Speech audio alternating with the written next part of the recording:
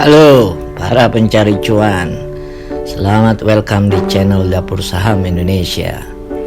Channel yang akan membawa lu semua sadar akan kenyataan di bursa saham. Gak bosen gua ulang dan gua bilang, kalau lu mau nyontek saham, nyontek sama yang lebih pinter, jangan nyontek sama yang abal-abal. Lo imitasi, duplikasi atau nyontek aja dari hasil riset yang kredibel. Mengapa? Karena riset itu ada metodologinya, ada ilmunya. Ini yang membedakan penelitian dengan pengetahuan awam, common sense. Kalau lu ngambil program doktor, metode penelitian itu bobotnya 3 SKS. Nah, di pasar saham juga gitu. Ketimbang lu beli saham-saham yang diulas dan dianalisis sama yang modalnya cangkem dan bacot doang, mending lu nyontek aja saham-saham yang udah dianalisis atau dievaluasi oleh entitas yang mengkhususkan diri untuk itu. Contohnya nih, kalau lu mau beli saham-saham di bawah GoPay, di bawah 500 perak per lembar saham, lo sebaiknya cari sumber yang relatif bisa dipercaya. Kalau gue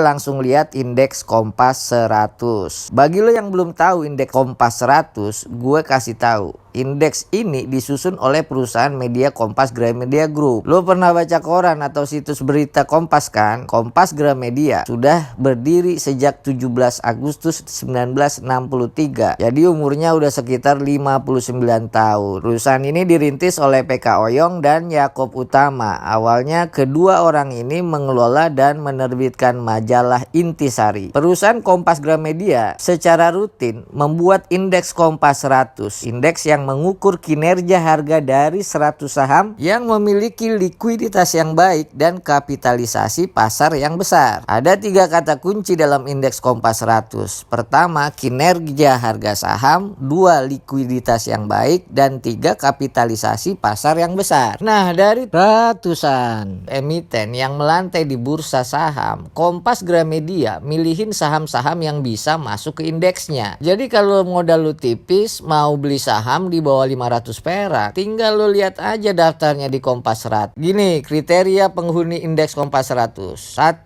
Udah tercatat di Bursa Efek Indonesia minimal 3 bulan. Jadi yang baru-baru IPO atau baru melantai di bursa nggak bakalan dimasukin di dalam indeks ini. 2. Saham-saham emiten yang masuk dalam perhitungan IHSG, indeks harga saham gabungan. Nah, di video sebelumnya gue udah jelasin ada papan utama, papan pengembangan, dan papan akselerasi. IHSG hanya menghitung emiten di papan utama dan papan pengembangan. Kriteria ketiga, transaksi dan frekuensi transaksi serta kapitalisasi pasar terbesar di pasar reguler selama 12 bulan terakhir. Nah, jadi saham-saham males, saham-saham tidur nggak bakalan masuk ke dalam indeks ini. Lu beli saham mau lu jual lagi kan? Gimana kalau lu udah beli saham tapi susah jualnya? Nggak asik kan? Karenanya indeks saham Kompas 100 juga mengukur nilai dan frekuensi transaksi. Tiap 6 bulan sekali, Kompas Gramedia melakukan evaluasi rutin tiap bulan Februari dan Agustus. Sebelum gue lanjutin, gue mau ingetin lagi, kalau lu beli saham-saham penghuni indeks, nggak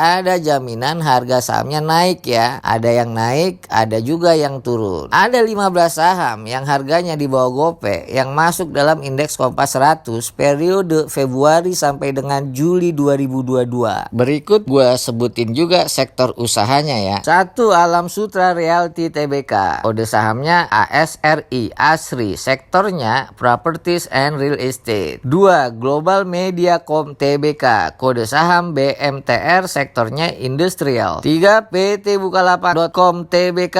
Buka. Sektor teknologi. Sebelumnya Buka tidak masuk dalam indeks Kompas 100 atau kita sebut aja penghuni baru Kompas 100. 4. PT Pura Delta Lestari Tbk. Kode sahamnya DMAS. Sektornya properti dan real estate. 5. El Nusa Tbk. Kode saham ELSA di sektor energi. 6. PT Buyung Putra Sembada Tbk. Kode sahamnya Hoki, bergerak di sektor usaha consumer cyclicals. 7. Steel Pipe Industry F Indonesia Tbk. Kode sahamnya ISSP. Sektor usahanya Basic Material. Cyclicals, penghuni baru Kompas 100. 8 Lipo Karawaci Tbk, LPKR, sektornya Properties and Real Estate. 9 Medco Energi Internasional Tbk, kode saham MEDC, sektor usaha energi. 10 PT Panca Mitra Multi Perdana Tbk, kode sahamnya PMPP, sektor usahanya Consumer Cyclicals, penghuni baru Kompas 100. Lanjut, 11 PT Pakuwon Jati Tbk, sektornya Properties and Real Estate, kodenya PWON, PWON. 13 Surya Citra Media Tbk, SCMA, sektornya Consumer Non Cyclicals. 13 Surya Semesta Internusa Tbk, kode sahamnya SSIA, sektor usahanya Infrastructure. 14 PT Wismilak Inti Makmur Tbk, kode sahamnya WIM, pakai double I ya, WIIM, sektor usahanya Consumer Cyclicals. Dan yang ke-15 PT Widodo Makmur Unggas Tbk,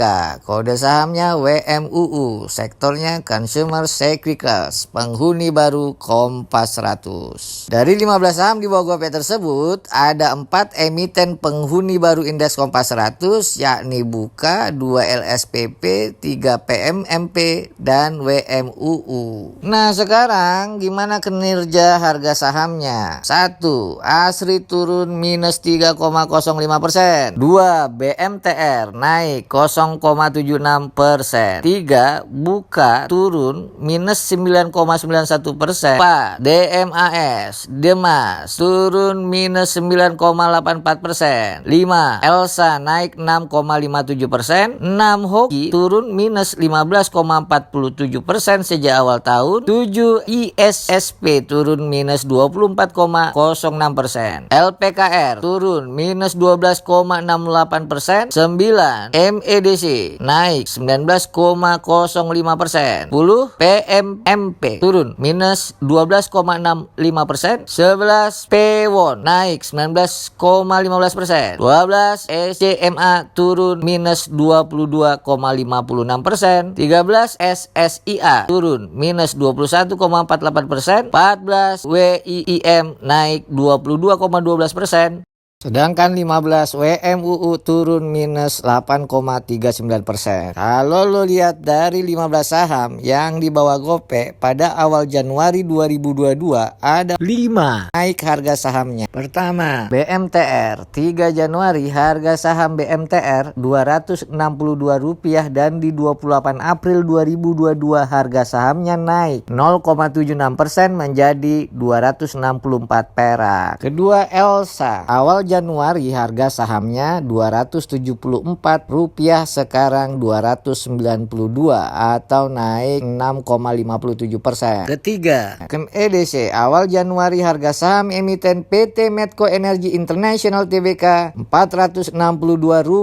Sekarang harganya sudah di atas 500, naik 19,05%, Rp550. Keempat, PWON. PT Pakuwon Jati Tbk awal tahun 470 perak, saat ini Rp560 atau naik 19,15%. Dan yang kelima, WIIM. PT Wismilak Inti Makmur Tbk naik 22,12% dari harga Rp434 perak ke harga saat ini Rp530. Nah, sebagai tambahan informasi, ada 2 saham emiten yang pada Januari 2022 masih di atas 500 perak, namun saat ini per 28 April 2022 harganya sudah di bawah GoPay. Keduanya penghuni baru Kompas 100, yakni ARCI dan DGNS. ARCI atau ARCI adalah kode saham PT ARCI Indonesia Tbk, sektor usahanya Basic Materials. Di awal Januari harga saham ARCI Rp530 perak, sekarang harganya Rp394, turun minus 25,66% sejak awal tahun. 2. PT Diagnos Laboratorium Utama Tbk, sektor usahanya healthcare dan kode sahamnya DGNS. Harga saham DGNS awal tahun 2022 Rp760, sekarang udah Rp366